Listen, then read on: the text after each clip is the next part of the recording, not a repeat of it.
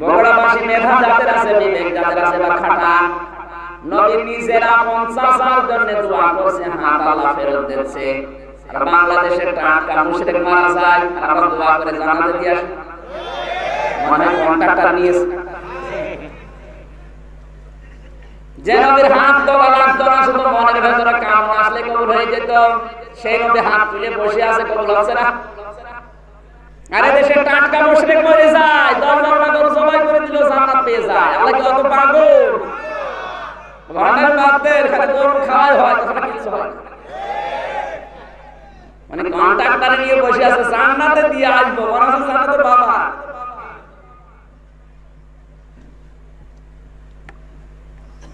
এবার অনেকের প্রশ্ন আসতে পারে, আমার বাবা 30 বছর, 45 বছর, 46 বছর আগে মরে গেছে, আমার বাবা জান্নাতে না জাহান্নামে, আমি কিভাবে টের পাবো? টের পাওয়ার দরকার নেই, আপনাকে দেখিয়ে দিচ্ছি। কোরআনে কারিমে আপনার বাবা মরেছে মাত্র 46 বছর আগে, আর কোরআনে কারিমে আল্লাহ দলিল দিয়েছে 1500 বছর আগে। আপনার বাবা কোথায় আমি বলবো, রাগ করবেন না। আল্লাহ রাব্বুল আলামিন বলেন, আমিনান নাসি মাইয়াতাখিযু মিন দুনিল্লাহি আমদাদা ইউহিব্বুনাহুম কাহুব্বিল্লাহ ওয়াল্লাযীনা আমানু আশাদ্দু হুব্বান লিল্লাহ ওয়ালাউ ইয়ারাল্লাযীনা যালামু ইয ইয়ারাউনাল আযাবা আন্নাল কুওয়াতা লিল্লাহি জামিআ ওয়া আন্নাল্লাহা শাদীদুল আযাব। সূরা বাকারা 2 নম্বর পারা 4 নম্বর পৃষ্ঠার প্রথম নম্বর লাইনের 164 নম্বর আয়াতের প্রথমে আছে, আল্লাহ বলেন, অনেক মানুষ এমন আছে দুনিয়ায়, আমি আল্লাহকে যেভাবে ভালোবাসা দরকার ওই ভালোবাসা তারা দুনিয়ার মানুষকে দিয়ে দিয়েছে। আজ আপনি বাংলাদেশের দিকে তাকান, অনেকে আল্লাহর চাইতে তার বাবাকে বেশি ভালোবাসে। এজন্য আল্লাহর কথা সব জায়গায় নেই, বাবার কথা সব জায়গায়। তাকিয়ে দেখবেন সাত দোকানে বসে আছে, তাও বাবার গল্প করছে। কিছু মানুষ বাংলাদেশে তৈরি হয়ে গেছে, ওদের কাছে ওদের নেতার কথা, বাবার কথা বললে মনে আনন্দ লাগে, কিন্তু আমার আল্লাহর ঘোষণা, আল্লাহর বড়দের কথা বললে ওদের মন খারাপ হয়। আল্লাযীনা আমানু আশাদ্দু হুব্বান লিল্লাহ, ইসমে তাফসীলের সিগা আশাদ্দু। ঈমান যাদের আছে ওদের কাছে সবচেয়ে বেশি প্রিয় আমি আল্লাহ। কারণ কি, আন্নাল কুওয়াতা লিল্লাহি জামিআ, সব কিছুর উপরে ক্ষমতা কার? আর জোরে বলে। এই থিওরিটা বাংলাদেশে অনেক মানুষের ভেতরে নেই। অনেক মানুষের বিশ্বাসে এই ক্ষমতার উৎস জনগণ। আর আসতে বলেন, এই আয়াত অনুযায়ী আপনি কি ফতোয়া দেবেন? ক্ষমতার উৎস যে লোকটা বিশ্বাস করে, থিওরি মানে যে জনগণ, এই আয়াত আপনাকে কিয়ামতের বিপক্ষে সাক্ষী দিয়ে জাহান্নামে নিয়ে যাবে। এরকম মুশরিক বাংলাদেশে মরে যায়। আমি কিন্তু বলি না যে আপনার বাবা মুশরিক ছিল, বলেছি। এখন যদি পড়ে যায় আমি করব কি না? আপনার বাবা এখন কোথায়, আপনি চিন্তা ভাবনা করেন, আমার বলা লাগবে না। হ্যাঁ, বলে দিলি ভালো। তো আরামে আছে। পাকিস্তানের সেই হানাদার বাহিনী বাংলাদেশে যখন আক্রমণ করেছিল, আমার দাদা বলছিল, এক হিন্দুকে ডাক দে, বলছে, বেটা তুই মুসলমান না হিন্দু? ও ভয়ে শুনে বলে ফেলেছে, আমি মুসলমান। তুই মুসলমান তাহলে কালেমা বল, বলছে লা ইলাহা ইল্লা আনতা সুবহানাকা ইন্নী কুনতু মিনাজ জালিমিন। পাক হানাদার বাহিনী বলে, বেটা বিয়াদব, এটা তো মুসিবতের দোয়া। হিন্দু বলছে, স্যার আমি কি কম মুসিবতে আছি? বলছে, ওই এখানে আমি যে কম মুসিবতে আছি টের পাচ্ছে। আমির হামজা এসেছে বগুড়াতে, কথা শোনার পরে কিরামান কাতিবিন ভরে গেছে। আমি মনে করছেন কিরামান কাতিবিন শুধু কাদের উপরে না, হাজারো কিরামান কাতিবিন দাঁড়িয়ে আছে। মানুষ ছোট হয়ে জন্য অনেকে মনে করছে হুজুর, এমনিতে দাড়ি কম, বাচ্চা হুজুর। আমার তো সার দিয়েও দাড়ি ওঠে না। এই যে ভাই দাড়ি কেটে কোন পাচ্ছে, আর আমি সার দিয়েও ওঠে না। আমার বংশে আমারই বড় দাড়ি। আমার যদি সবচেয়ে বেশি হয়, আমার দাদাদের আছে সব মা কুন্ডু,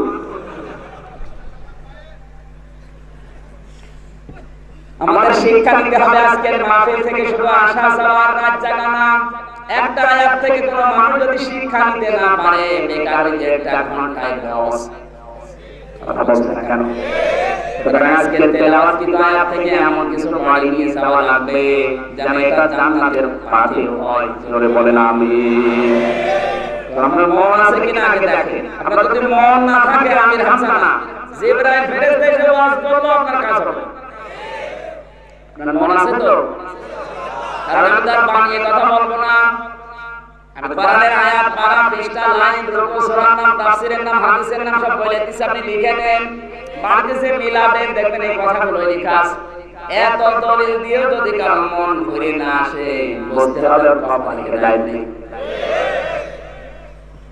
সে আল্লাহ আমাদেরকে তার কোরআন থেকে হেদায়েত নেওয়ার মতো মন দিয়ে আজকের এই ময়দান পর্যন্ত এনেছে। খুশি হয়ে বলেন আলহামদুলিল্লাহ। দরুদ পড়ছি, সালাম পাঠাচ্ছি আমাদের নবী মুহাম্মদ রাসূলুল্লাহ সাল্লাল্লাহু আলাইহি ওয়াসাল্লামের প্রতি, যিনি হক বিষয়ে সবচেয়ে বেশি গুরুত্ব দিয়েছেন। নবীজির সেই জীবনের শুরু থেকে সবচেয়ে বেশি ছিল হক। কি ছিল? আমরা তো অনেক হক বুঝি না। সিরাত ইবনে হিশাম থেকে শোনাচ্ছি, হালিমাতুস সাদিয়া রাদিয়াল্লাহু তাআলা আনহা বলেন, তিনি কিন্তু ওই সময় মুশরিক, যে সময় নবীকে ছোটবেলায় কোলে তুলে নিয়েছিলেন। ডান স্তনটা দিলেন, নবীজি পান করেছেন, বাম স্তন দিয়েছেন, নবীজি মুখ বের করে নিলেন। তিনবার মুখ বের করে নিয়েছেন। হযরত হালিমা বলেন, বারবার মুখ বের করে নেওয়া দেখে নবীজির চেহারার দিকে তাকালাম, দেখি নবী আমার দিকে তাকিয়ে আছে। চোখের ইশারা দিয়ে যেন বোঝাতে চাই, মা হালিমা আপনি জোর করেন কেন? ডান স্তনটা আমার অধিকার, আমি তো পান করেছি। বাম স্তনটা আমার না, ওটা আমার দুধ ভাই আব্দুল্লাহ। আপনি কেন জোর করেন? পৃথিবীতে আমি ভাইয়ের হক নষ্ট করার জন্য আসি না, এসেছি ভাইয়ের হক ফিরিয়ে দেওয়ার জন্য। বগুড়াবাসী কি বুঝলাম এই হাদিস থেকে? যেই নবী মায়ের কোলে বসে ভাইয়ের হক নষ্ট করে না, সেই নবীর উম্মত যত বড় হয়, ভাইয়ের হক মারা শ্রম হয়। এলাকায় শরীক ফাঁকি দেওয়া মানুষ আছে না নেই? ভাইয়ের জমি ফাঁকি দিয়ে যাও দলিল করে নিজের নামে লিখে নিয়েছে। বোনের জমি ফাঁকি দিয়ে ওই জমি বিক্রি করে উনি হজে যাচ্ছে আলহাজ হওয়ার জন্য। তোমার হজ কবুল হওয়ার কথা চিন্তা, বিমানবন্দর আসবে না।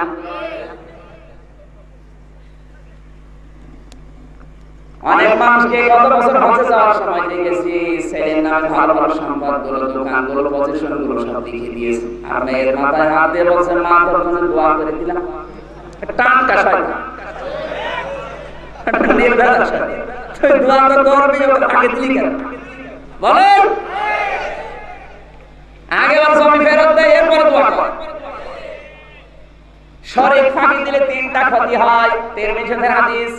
এক নম্বরে যারা শরীক ফাঁকি দিয়েছেন, ভাই, বোন, ছেলে, মেয়ে, এমনকি জনগণ, শরীক যারা ফাঁকি দিয়েছেন, যতদিন আপনি ফেরত না দেবেন, ততদিন জীবনের কোন ইবাদত আপনার মাথার উপরে উঠবে না।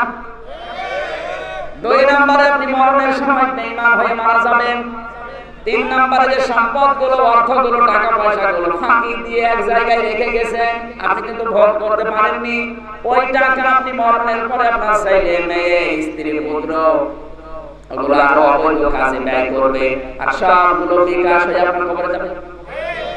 বিকাশ বুঝেন?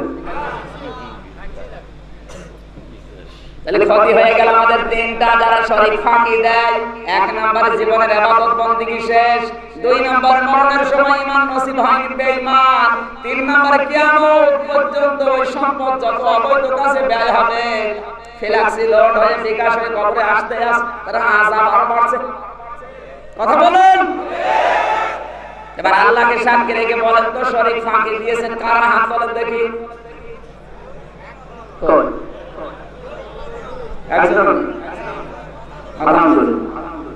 এলাকায় ওয়াজ দেওয়ার দরকার কি? এত সব আল্লাহর ওলি। এলাকায় ওয়াজ দেওয়ার দরকার নেই। ওয়াজ দেওয়া লাগবে যারা শরীক ফাঁকি দেয় তাদের কাছে।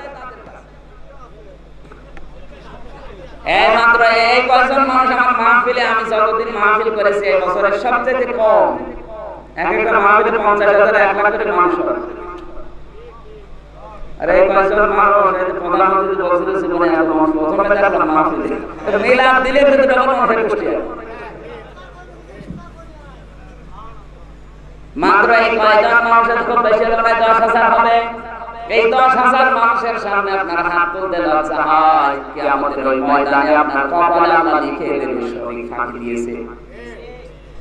কোরআনে কারীম জানিয়েছে قد خسر الذين كذبوا بلقاء الله حتى إذا جاءتهم الساعة بغتة قالوا يا حسرتنا على ما فرطنا فيها إلى آخر آية সূরা আনাম 7 নম্বর পারা 10 নম্বর পৃষ্ঠা 6 নম্বর লাইনে 4 নম্বর রুকু 30 নম্বর আয়াতের প্রথম অংশে আছে আল্লাহ তাআলা শব্দ শুরু করার আগে পদ দিয়েছেন কদ খসিরা মাসের সিগা পাস্ট, এটা অতীতের শব্দ। আল্লাহ তাআলা বলেন ক্ষতিগ্রস্ত হয়েই গেছে ওই মানুষগুলোর জীবন। আমি আল্লাহর সাথে সাক্ষাৎ হবে, বিশ্বাস যাদের নেই, এ বাংলাদেশে নেই। আল্লাহর সাথে সাক্ষাৎ হবে, দাঁড়িয়ে হিসাব দেওয়া লাগবে, বিশ্বাস যাদের নেই ওদের জীবন ক্ষতিগ্রস্ত হয়ে গেছে। হঠাৎ করে যখন তাদের সামনে মরণ চলে আসে তখন পেছনের দিকে তাকায় আর বলে আফসোস আমার জীবনের জন্য আমি কি করেছি। আর যখন কিয়ামত আসবে আমার আল্লাহ বলেন হুম ইয়াহমিলুনা আওসারহুম আলা সুহুরিহিম ওয়া মান এবং হুম মানে তারা ইয়াহমিলুনা হামালা ইয়াহমিল মানে বহন করা। এটা মোজানের আলোচনা, বর্তমান ভবিষ্যৎ প্রেজেন্ট ফিউচার। সারের বহুবচন আওসার আলা মানে উপরে, সুহুর মানে পিঠ, হিম মানে তাদের। কিয়ামতের দিন তাদের পাপের বোঝাকে আল্লাহ পিঠের উপর চাপিয়ে দিতেই থাকবে। আল্লাহ দেবে তা না, দিতেই থাকবে। তার মানে কি আল্লাহ যখন আওসার দিয়েছেন পৃথিবীতে আপনি যদি চলমান কোন গুনাহ করে যান, কান লাগান, সাদকায়ে জারিয়া যদি থাকে দুনিয়ায়, গুনাহে জারিয়া আছে না নেই? আপনার যদি গুনাহে জারিয়া কায়েম করা থাকে, আপনি হয়তো মারা গেছেন, 50 বছর হায়াতে 50 মণ গুনাহ করেছিলেন, মরে গেলেন, মরণের পরে কিন্তু আমার আল্লাহ 50 মণ গুনাহ চাপিয়ে দিয়েছে আপনার পিঠের উপরে। আপনার হিসাব শেষ নাকি না? আল্লাহ ছাড় দিত। কোরআনের প্রতিটি শব্দে লক্ষ লক্ষ কথা লুকিয়ে আছে, শুধু টেনে বের করা দরকার। আমি একটা দুইটা না, বিশ্ববিদ্যালয়ে প্রায় 12টা তাফসীরে আওসারের সাথে মিলিয়েছি। মুফাসসিরিন ইকরাম আওসার শব্দের ব্যাখ্যা দিয়েছেন। আপনি যদি 50 বছর হায়াত নিয়ে 50 মণ গুনাহ করে মারা গেছে, এই 50 মণ আল্লাহ চাপিয়ে দিলে শেষ হয়ে যেত না। আপনার উপরে গুনাহর বোঝাগুলো আল্লাহ চাপাতেই থাকবে। কারণ কি আপনি 50 বছর হয়তো 50 মণ গুনাহ করে মরে গেলেন, কিন্তু এমন সন্তান রেখে গেছেন, সন্তান কিন্তু বসে নেই, ও 180 মাইল থেকে চালাচ্ছে। আপনি এমন সংগঠন তৈরি করেছেন, সে সংগঠনের ছেলেরা মেয়েরা বসে নেই, ওরা দেদারসে গুনাহ করছে। আপনি এমন দল তৈরি করে গেলেন, আপনি মারা গেছেন কিন্তু দলের লোক তো বসে নেই। যতদিন ওই দলের ওই সংগঠনের ওই ছেলে ওই মেয়ে ওই স্ত্রী অপরাধ করবে, সব ফিলাক্সি লোড হয়ে আপনার আমলনামায় যাবে। গুনাহ ছিল 50 মণ, এখন হচ্ছে 500 মণ। এরকম জীবন তো বাংলাদেশে কারণ নেই, আছে মানে আমাদেরই।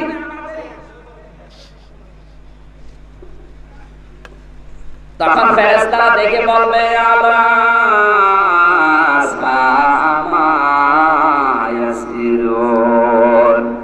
নিকৃষ্ট বোঝা এই লোকটা বহন করে নিয়ে যাচ্ছে। বলে নাউজুবিল্লাহ। শরীর ফাঁকি দেওয়া খুব কঠিন গুনাহ। এলাকায় যদি কেউ পড়ে থাকেন আর মাহফিলে এসেছেন ভালো হওয়ার জন্য, সকালবেলা আপনি ফেরত দেন, তারপরে নামাজ পড়েন।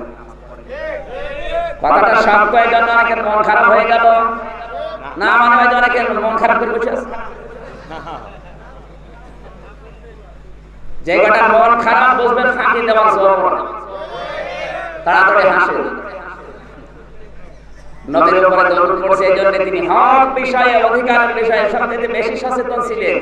আল্লাহ আমাদেরকে এরকম সচেতন হওয়ার যেন তৌফিক দেন। জোরে বলেন আমিন। আমার আজকের আলোচনার বিষয় এই গতকালকে আমি নওগাঁয় একটা আলোচনা করেছিলাম, ওখানে ঈমানের 4টি পয়েন্টে কথা বলেছিলাম যে বাংলাদেশে আসলে ঈমানদার আছে কিনা। ওই জায়গায় ছিলেন না? অনেকে ছিল। 4টি পয়েন্টে কথা বলেছিলাম। আজকে বলেছি সূরা শুরা, এই যে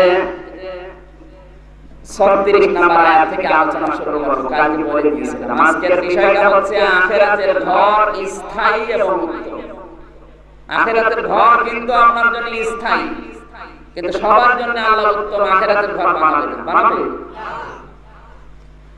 অনেকে মনে করে জান্নাত জাহান্নাম বানানো আছে, শুধু যে ঢোকবো না। আপনি দুনিয়ায় যা করবেন ওইটা দিয়ে হয় জান্নাত তৈরি হবে অথবা জাহান্নাম তৈরি হবে।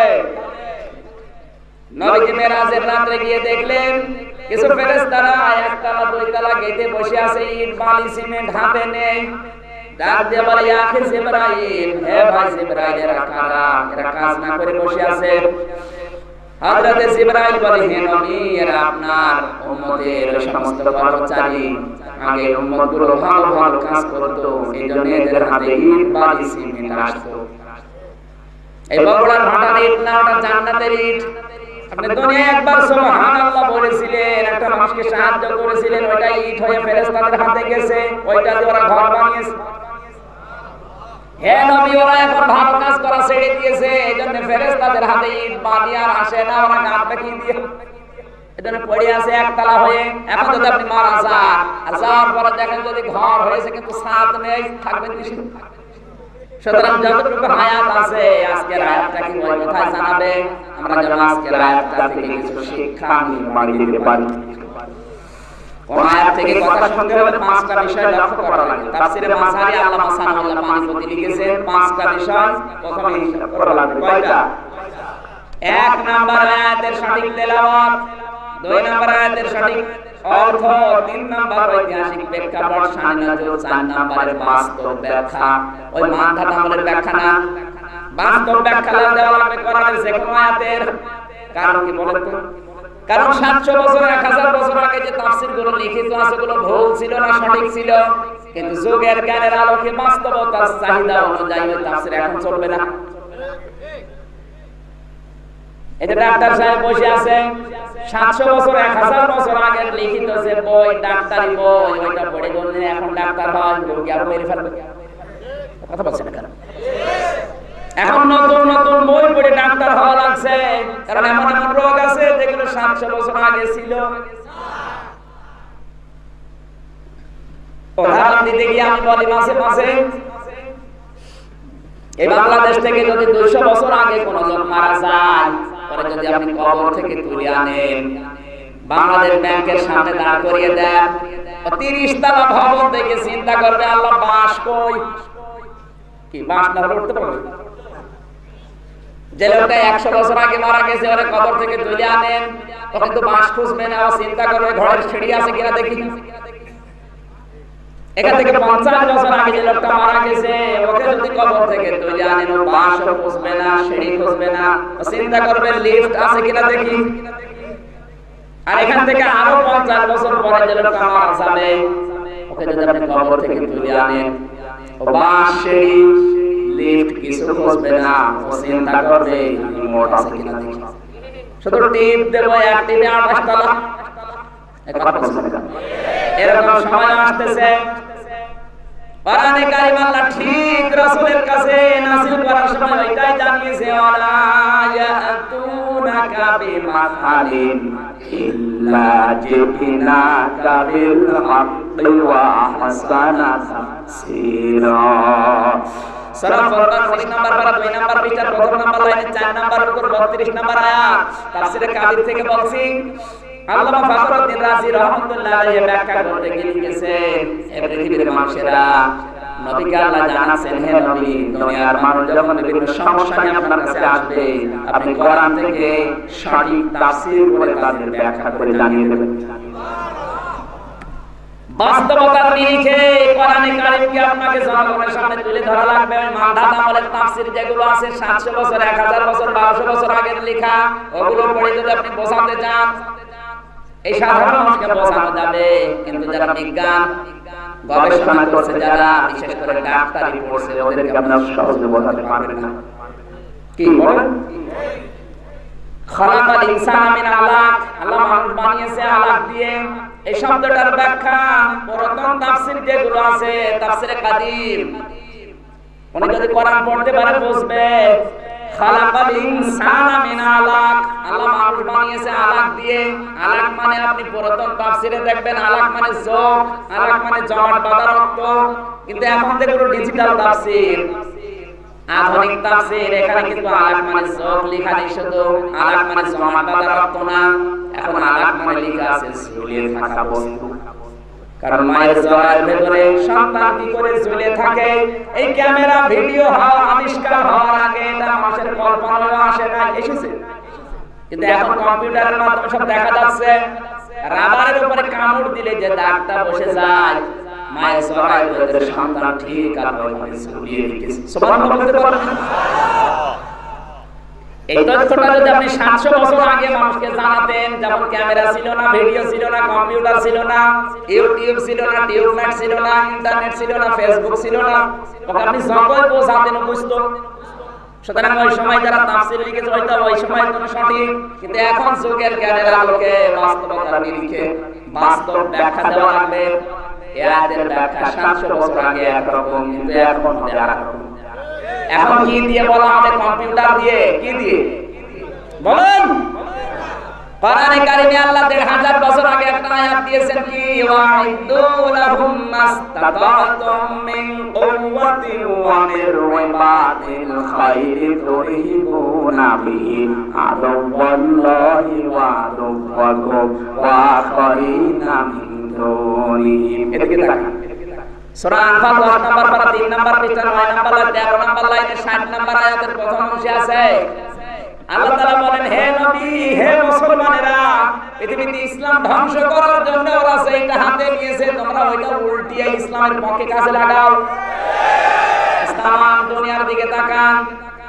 মুসলমান ধ্বংস করার জন্য ওরা হাতে নিয়েছে কি? সবচাইতে বড় বেশি মিডিয়া। কথা বলা লাগবে। এই যে টুপি মাথায় দেওয়া মানুষগুলো আলেমদেরকে আজ পৃথিবীর সামনে সবচাইতে বেশি কালার করেছে কিন্তু তথ্য সন্ত্রাস। আলেমদের নামে যে নতুন নতুন উপাধিগুলো লাগিয়েছে, এটা পৃথিবীর নতুন শব্দগুলো যারা লাগিয়েছে, ছোটখাটো মেধা থেকে শব্দ আসে না, আলেমদের নামে লাগিয়েছে তেতুল হুজুর। আমি আন্দাজে না ছিলি একটু বলছি, তেতুল হুজুর এই শব্দটা পৃথিবীর নতুন শব্দ। কোন মেধা থেকে এসেছে আপনি দেখেছেন? ছোটখাটো কোন মেধার কাজ না, সেখান থেকে এসেছে। আমি নাম বললাম না। আগুন সন্ত্রাসী এই শব্দটা পৃথিবীর নতুন শব্দ। সেখান থেকে ও শব্দ আসে না, ও মেধা লাগে।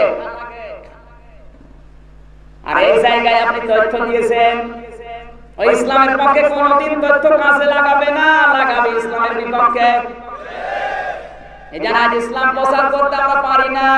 এখানে কথা বলতে খুব বেশি হলো 10,000 মানুষ শুনছে, কিন্তু আজ আমাদের হাতে যদি মিডিয়া থাকতো, টিভি চ্যানেলগুলো আজ যদি মুসলমানদের হাতে থাকতো, তথ্য যদি মুসলমান ইমানদারদের হাতে থাকতো, এটা তামাম দুনিয়ায় ছড়িয়ে দেওয়া 1 মিনিটে 1 আদমি। এগুলো তো আমরা ছড়াতে পারি না। আমরা ছড়াতে পারি কিরণ মালার, বজ্রমালার কট কয়টি। কারণ বাংলাদেশে এখন 36টা চ্যানেল চলছে ভারতের, তাও আইন পাস করে বৈধ করা হয়েছে। আর ইসলাম প্রচার করার জন্য কিছু থাকলে আর আইন পাস করে এটা নিষিদ্ধ করা হচ্ছে। তো ওরা ইসলাম ধ্বংস করার জন্য মিডিয়া হাতে নিয়েছে, আমাদের হাতে একটা মিডিয়া নেই। তা আপনি ইসলাম প্রচার করবেন কি দিয়ে?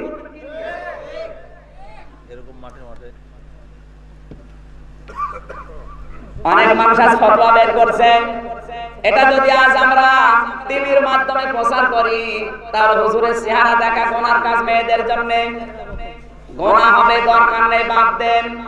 এরকম কথা দেশে বলে না। বাংলাদেশে যত হুজুর আছে, কাবা শরীফের ইমাম আব্দুর রহমান সৌদাসির চাইতে বেশি শিক্ষিত, বেশি আল্লাহকে ভয় করেন।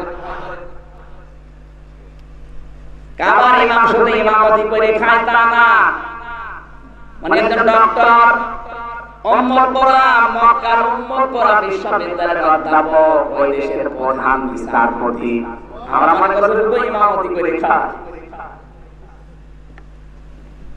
এই লোকটা যখন কাবা শরীফে বক্তব্য দেয়, কোন সেমিনারে কথা বলে, সঙ্গে সঙ্গে ওটা ইউটিউবে, টিউবম্যাটে, ইন্টারনেটে, ফেসবুকে ছেড়ে দিচ্ছে। ওনার নাম্বার আছে, আপনি যদি জানেন আপনি কথা বলতে পারবেন।